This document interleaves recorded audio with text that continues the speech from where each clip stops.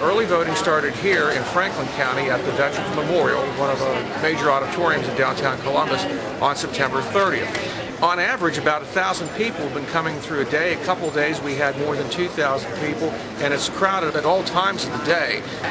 We had a mailing in early September of a 60-day notice to let people know that the election was coming up, to remind them what type of identification they would need.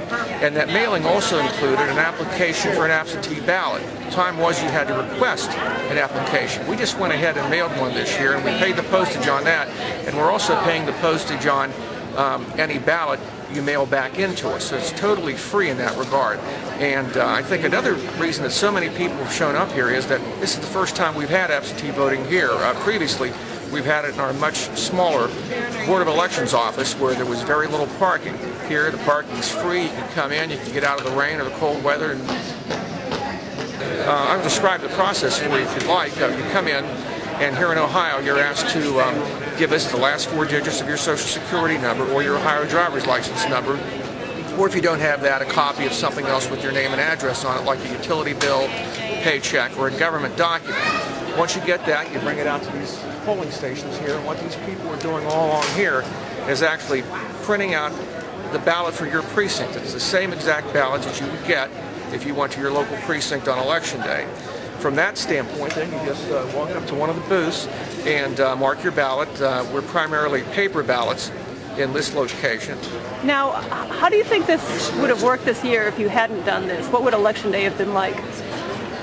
Well, obviously, all these people would have been standing in line somewhere at their own polling place on Election Day. We've been stressing absentee voting this year as a way to mitigate the long lines that we saw in 2004. And we've also been encouraging people to vote absentee by mail, telling them that the one way to guarantee that you wouldn't stand in line anywhere to vote is to vote by mail.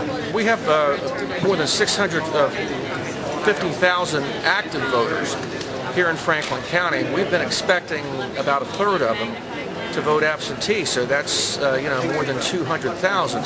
And who knows? I mean, that number we may top that, because we were predicting 12,000 people to vote here in person at the Veterans Memorial during this entire month-long period, and we've already had more than 30,000. We still have another week to go.